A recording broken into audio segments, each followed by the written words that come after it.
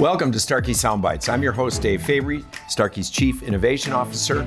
If you've listened to this podcast before, you know that I love to talk technology. And Starkey recently introduced some groundbreaking technology in the hearing aid space, technology really that has never been seen in our industry before.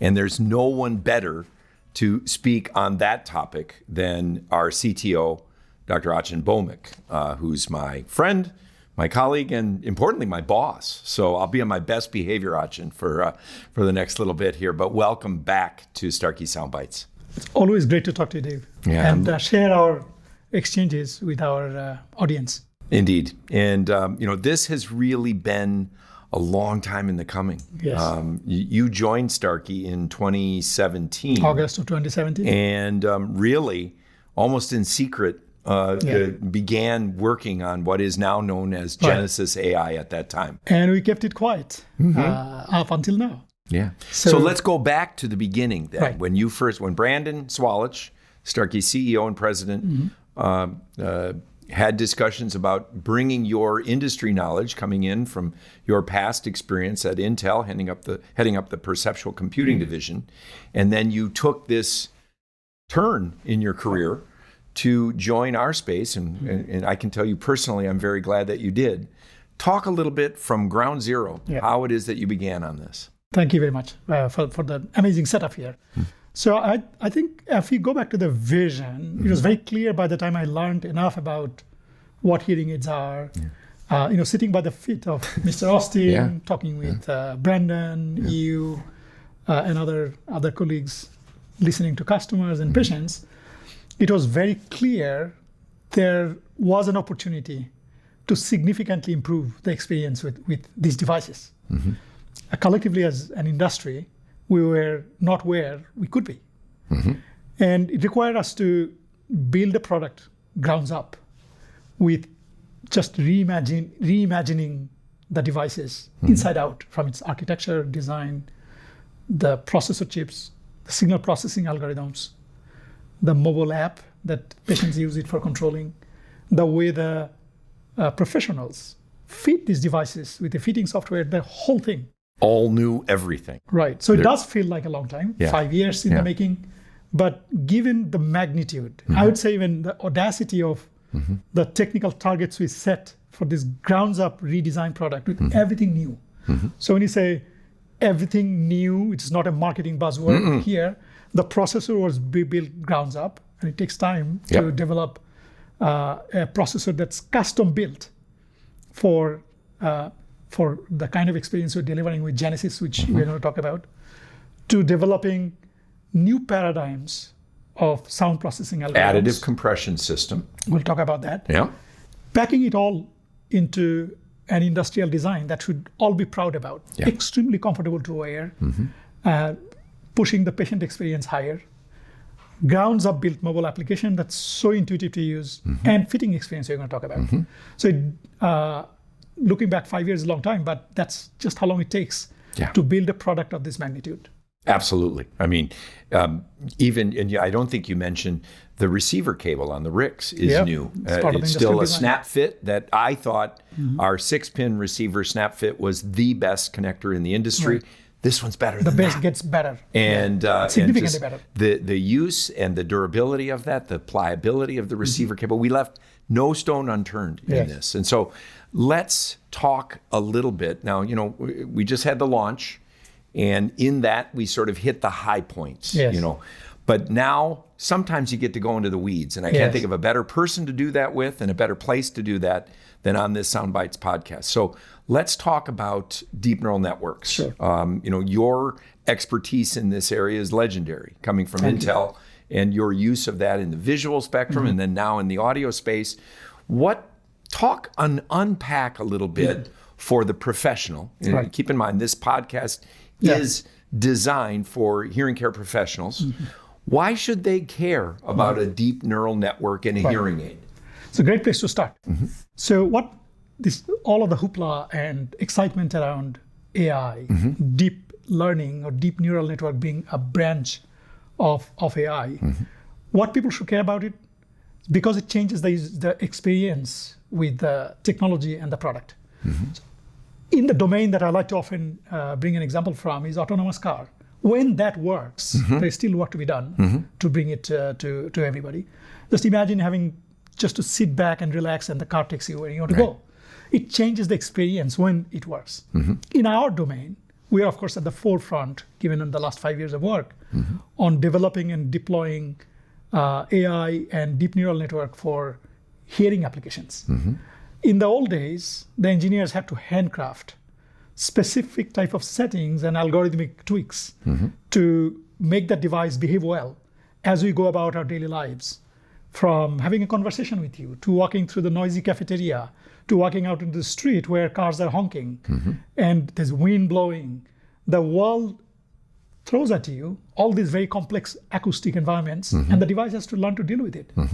The old techniques up until now, based on handcrafted algorithms, were simply not good enough. What AI, and specifically deep neural network, does is a data-based approach for the device to become smarter and deal with challenges that are thrown at it from acoustic viewpoint in a way that was not possible with previous technology.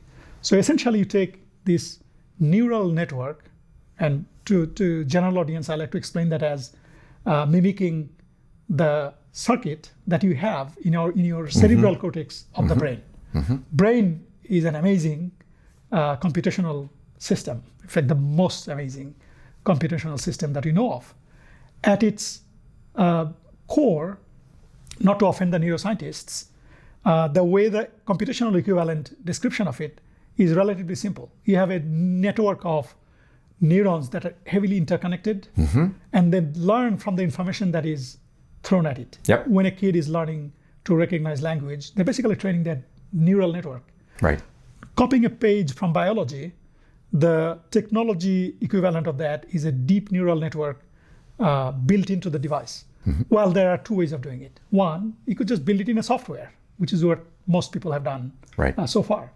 But with Genesis, it was an opportunity for us to go one step further and build a hardware architecture where neurons are interconnected in a block on the chip itself. It's an on-chip accelerator that does such a good job in high performance execution for neural network algorithms, which should provide amazing listening experience for your patients, which is why our professionals should care about, because it will improve the experience that their patients have with these devices as far as their listening goes in day-to-day life. So, correct me if I'm wrong. Let me try to unpack that. There's a lot there. So, in terms of emulating the way that the brain works, in terms of the deep neural network, if you will, in terms of nature in our brain, we're integrating information that comes from the right ear and the left ear, even from vision and from multiple inputs, timing, frequency, intensity, where noise location sources are, what speech is occurring.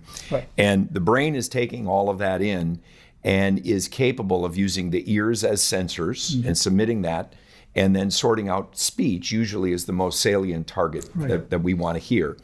And what we're doing in the Neurosound processor is emulating that by looking at inputs that are coming. Now this works, this device can be fit monoraurally, but you would say then it's designed with binaural systems in mind from the ground up to be taking those inputs in both sides and then monitoring to be able to determine, is this a quiet environment? Is there speech present? Is there noise present? Some combination of the two?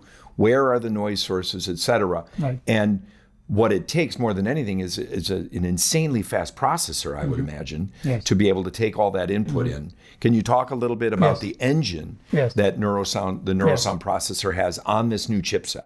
And as I do that, just to build on what you just said, it's exactly what it is. It's like taking a step back, looking at the neurobiology of human hearing, because at the end of the day, this product is designed to help you hear better. And so far, for decades, the focus has been on what is lost in the ear. And the neurobiology of ear is very well known, where it performs the functions of a directional microphone. It performs tonotopic frequency analysis in the cochlea. You have the outer hair cells that provide nonlinear amplification. And finally, you have the transduction that sends neural pulses resulting from the sound waves into the brain. However, the magic, as you said, happens in the brain. Understanding conversations, reducing of noise and helping us pay attention to what we care about or should care about. That happens up in the cortex. And this amazing computation that is done by a network of neurons suffer if we live with hearing loss for a long time. You have brain atrophy, neuron losses, and all of that. The opportunity for processing that goes on in a hearing aid now is not just to amplify sound in a way to mimic the sensor cells in your ear, but also pre-process that signal in a way to help your brain understand those sounds that matter. Processing that is typically done in healthy human brain. But opportunity for us to perform processing in the neural network and a fast computation to deal with additive compression systems such that it becomes easier for our patients to understand speech, to reduce noise, and just go about their day-to-day life much easier with these devices on than otherwise, or even with legacy devices. Indeed. And so on the chip, it needs much faster processing than has ever been in a hearing aid before, certainly in anything we've offered or anyone else. So let me just geek out on the numbers a little bit on the processor. This is the time to do it. Yes, and you pointed out my past life at Intel, the small chip company. Yeah, you know a little bit about chips. So chips I can geek out for a long time, but just let me tell you a few things about it. That the processor itself takes the longest time to develop in any product that you build. And it took us 5 years to bring this to market, from the concept to the market. This processor chip is once in a decade upgrade. It's not a minor or even incremental improvement from the processor of the past generation devices, or even compared with what our industry is familiar with. Just to give you, for your audience, some numbers. We have packed in 6 times higher number of compute elements or transistors into this tiny chip that's actually smaller than the past. Right. So it's smaller with 6 times the chip. And it has 4 times faster speed. Okay. It has that deep neural network hardware accelerator engine built right into the hardware of the chip. It has 5 times higher processor memory, 10 times higher system memory, because guess what? AI needs as much computation as you can throw at it, and it needs memory footprint for bigger models to be hosted on it. So this engine under the hood is what enables this amazing performance listening experience for the product. But this engine, the upgrade of the processor, it's once a decade significant upgrade. So with that engine, that processing speed, the number of transistors, the onboard memory, as well as everything else for doing all of this computational power, must be tremendously draining on the battery, right? So that should be the traditional, conventional wisdom. In fact, I call it the tug of war for the engineers, because more computation performance, stands to reason. The more processing you do, the more energy it draws, and hence lower battery life. So I call it the challenge of defying gravity. You have this 4 times faster, 6 times more transistors, a deep neural network, and amazing sound processing engine that we built on it, where you have additive system. It's dealing with different sounds in parallel and bringing it all together at the end. We couldn't do that before because we didn't have the compute power.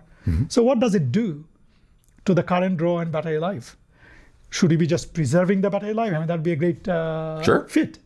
But we defied gravity in engineering terms, because not only we have this orders of magnitude higher compute performance, we have doubled the battery life on a single charge. It's insane. So whereas the previous goal for prior products was make sure that you can get a full day of use from a single charge, now you get more than 2 days of full use out of a single charge from Genesis RIC RT devices. Yeah, I mean, I think that's incredible in terms of the RIC RT with a telecoil, with all of this processing and computational power, and it has 51 hours of battery life if you're using it just as a straight hearing aid with no streaming. And even streaming, you're 40 plus 45 hours of battery life, almost 2 days. All while you have now 10 times faster noise reduction system. You have 20 dB wider dynamic range, a lot more processing going on. At the same time, you're using the device twice as long as you used the other devices. And you talked about that in this case, it's an onboard DNN accelerator. So talk a little bit about where would professionals and ultimately patients expect to see the benefits? You talked about faster noise processing. Is that where this shows up in terms of noise management? Is it shows up in overall sound quality, speech intelligibility? Where is going to be the tangible benefit that a professional and ultimately an end user sees from Genesis AI? I'll call out a few areas. Of course, it's a grounds up redesign for the overall experience for listening, but I'm going to call out a few areas where the patients are just going to notice the difference immediately.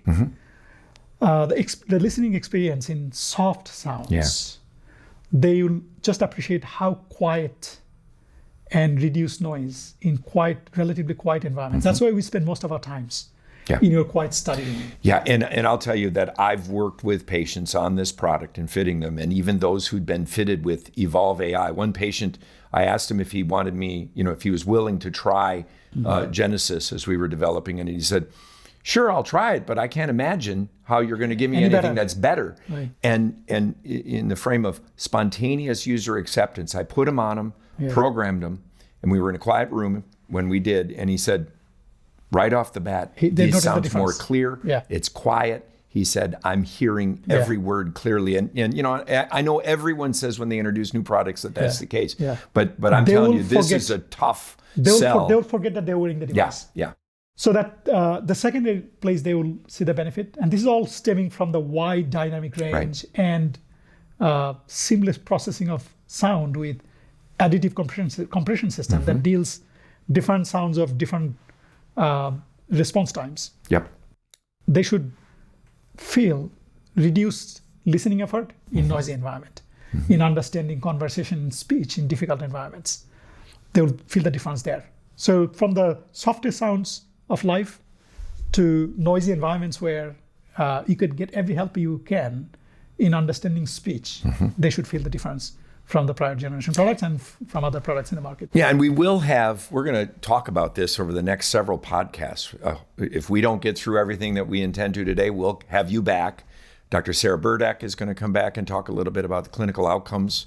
One of the things that I think really impresses me beyond that, how quiet, something that is really exemplary is the sound quality when there's low ambient environments. Right. But then we have 118 dB input dynamic range. That's the largest in the industry.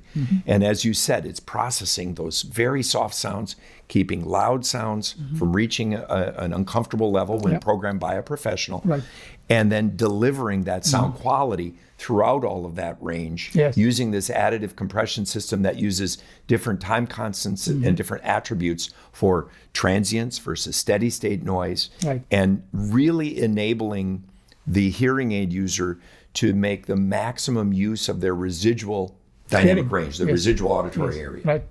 And in so doing, I think one of the things, and I'll tease a little bit on some of the clinical outcomes, is we've seen for the difference between previous hearing aids and current, the Genesis AI, is the magnitude of the difference increases with increasing loss. Right.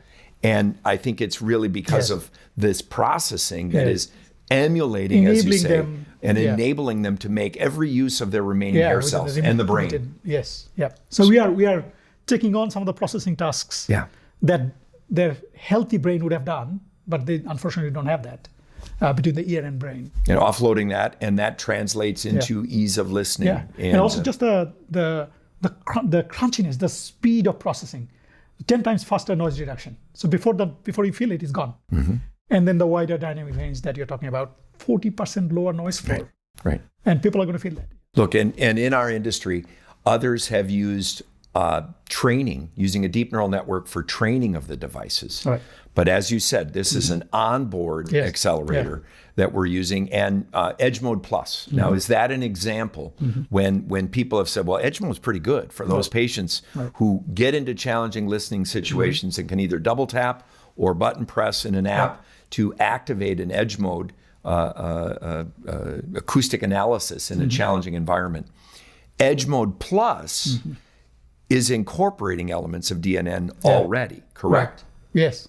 And like you said, I used to say Edge Mode is like putting the power of artificial intelligence at the fingertips of the patient, right? Yep. So now with a lot more data in our bag, lot more use conditions and use cases, allows us to go to that next level with the EdgeMode Plus, where it's optimized for listening experience, speech understanding, or you might want to go into a noise reduction mode and get extra benefit that you need from this with the power of deep neural network providing the algorithmic performance. Yeah, in particular, those moderate and really noisy situations are where this is now scratching the surface, and then we're not done there yet. Right. As we've said before, we're just getting started. Yes. And with this product, this is really planting a flag with this onboard DNN accelerator as to where we can go with this in the future. You know, what it does is it resets the baseline. It resets the baseline.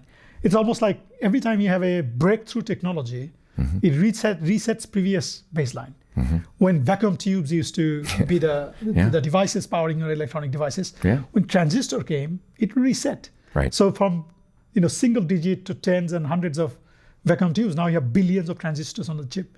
So the platform, the engine under the hood that we have now, it allows us to basically get on a bandwagon for unlocking newer and further benefits with algorithms. Right. And, now for the clinicians that are listening, a lot of times the unknown, the anticipation of a breakthrough like that has some fear associated with it. So reassure me as an audiologist that deep neural networks aren't going to put me into extinction. Right. In fact, if anything, it is going to help because the patients are going to be more satisfied. The way that I explain the devices, first of all, you need the devices to be fitted really well. And the only way to get that done is through the professionals. And we didn't get into the details of it, but the advances in the technology for Genesis is not just in the processor or sound processing algorithm or even the mobile app, but the fitting software, ProFit, takes it to a very different level that our professional customers will immediately notice. We call it Minute Fit, 4 clicks from box to first fit, and even the quality of the first fit, where we have algorithmic advances to fit very well, no 2 years are the same, right? So the improvement we have in the fitting algorithms are going to enable great patient experience. And once you have fitted the patients and they're out in the wild, you want them to be happy. Right. And what these devices do with AI and deep neural network is it instantly analyzes whatever challenging environments that are going to walk through their day-to-day lives, is going to make, guess this, 80 million automatic adjustments every hour. That's 22,000 a second. And in fact, that's almost 2 billion per day. It's crazy. So these devices, without me doing anything, is constantly analyzing and adjusting for me, is going to make happy patient. It's actually great for us and great for the professional customers. As Bill Austin likes to say, his vision was, can you make hearing aids to be my very own brain assistant? That's what it is. Because what you lost in your what used to be in your healthy brain, the ability to process sound, understand speech, reduce noise, you don't have them anymore with hearing loss. These devices are the very personal brain assistant. The AI engine in there is constantly working, constantly analyzing, making 2 billion analysis and adjustments every day without you even knowing about it as you're going about doing your own things, helping you hear better, helping you reduce your listening effort, helping you enjoy the softest sounds in life, connect with people, and connect to the world around you. It's great for entire ecosystem. Good for the patients, great for the professional customers who are fitting those patients, great for us because we have satisfaction of bringing advanced technology to serve people that we serve. For sure. And, you mentioned ProFit is the new fitting software. And for people that have been very content and very happy, I've heard a lot of feedback over the years that Inspire is, for many professionals, their favorite software. But we've even streamlined that further. I mean, with simple things like being able to have the devices automatically detect left ear, right ear. If the receivers are through that Smart Connect we feature. Needed to do the cable. We needed to redo cable to put smarts in it. That's right. And so now, as soon as you go to read a new set of devices, you're not reading 2 left devices. You're reading and identifying the left one and the right one. Yeah. Thanks for calling that out. These are innovations that should make our They're professionals' ones that job we easier. tend to forget with all of this newness. Yeah. And I'm telling you, that's a pain point in the past, to sort of, okay, now I have to look at the tiny printing or try to read which one's which. And this automatically does it. 4 clicks from the box into the ear. Yeah. And with that first fit. And yet for those people who loved Inspire, there's a sense of familiarity in ProFit with innovation by things like that Smart Connect. Yeah. I think another feature that will, for some people, just go unnoticed, but it's embedded in there with that accuracy of the first fit is that after you run the feedback initialization, it takes into consideration the venting and it improves the venting. It uses the venting to improve on the feedback optimization and that first fit. Yep. eStat 2.0 is taking full advantage of that improved dynamic range, both in terms of the amplitude and the frequency to better model. We're able, because of this additive compression system, to deliver more high frequency gain, but with great clarity.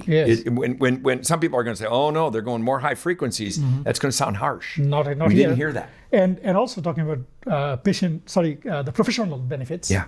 Should we talk about the firmware upgrades? Like how long does it take to upgrade the firmware? Right? We have now 4 times faster firmware upgrade possible with Genesis compared to Evolve. A pair of devices in about 3 minutes, maybe 4 minutes. Yes. And that's remarkable. Yeah. And how about being able to do that through the mobile app? In the app. So one of the things, and as you know, one of the things I do is it's like the hair club. I'm not just an employee, but I'm a customer. And so I wear the devices when we're testing out new ones.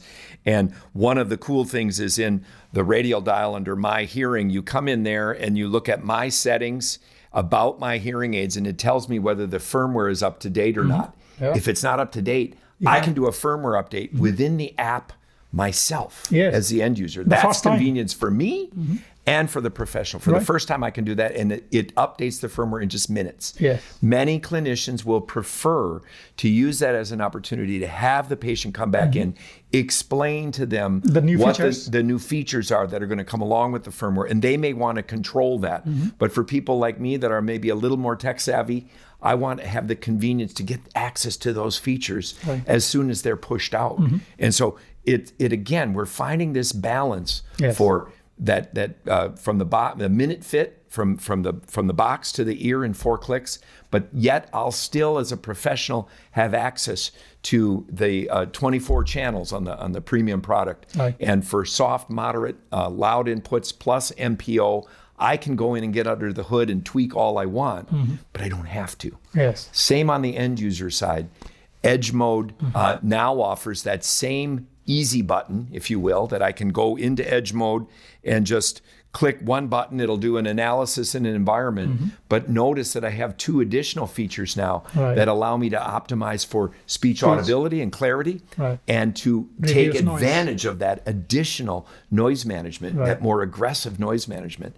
And so we're really finding, I think, I'm biased, but we found the sweet spot between ease of use and that comprehensive adjustment by the end user and by the professional. And I think it really continues that objective that we've had for a number of years of saying our technology in the professional's hands continues to deliver the best patient outcomes. And that professionals, don't need to be afraid of DNN. 80 million sounds like a lot of adjustments every hour. But happens by itself. But it happens by itself. And then really being able to see the proof in the data of the outcomes that we've shown. Ease of listening is improved, more audibility for soft sounds, as you mentioned, more high frequency amplification to provide that clarity without harshness, that full advantage of the dynamic range and overall speech understanding in quiet and in noise. I think clinicians are going to be blown away, and their patients will. I think and I want to hear from you if you're getting a different experience and you try the devices. But we're delighted to bring this to market, and I'm appreciative to you in terms of your team and your partnership to helping to deliver this really significant impact. Thank you for to the bringing field. that point up. It's so earlier I was having a conversation with Brandon about just what it took. So 5 years went in a flash. But every part of the company played a role. Everyone. It's in technology side, you have from vision to ideas to advanced research and development to engineering to operations for manufacturing, and finally to the commercial teams for getting trained and have it out there. It took the entire company the last 5 years to bring this, I would say, breakthrough line of products.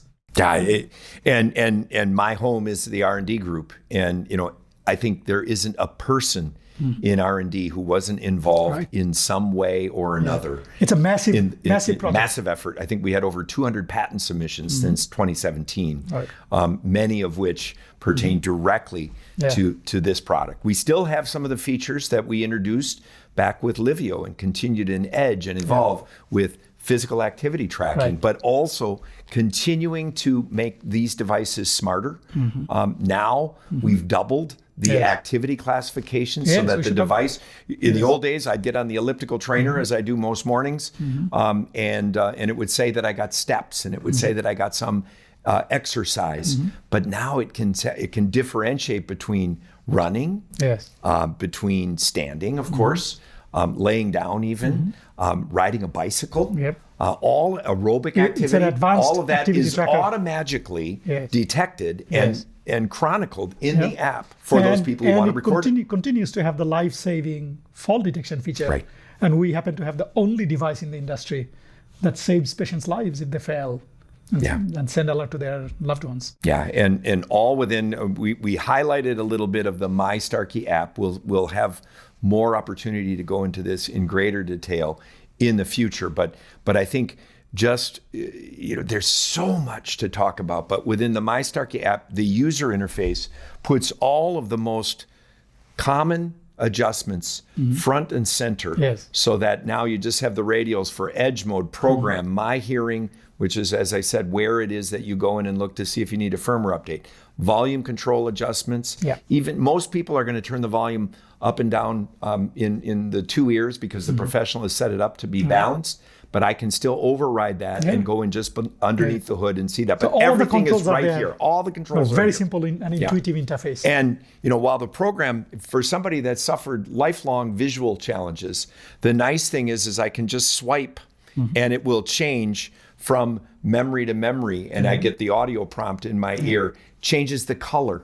That's such a subtle detail of that little different palette, so that I don't have to concentrate on trying to read in low light or challenging environments, and I know that I've changed and I get the audible feedback in the ear. So I couldn't be more excited.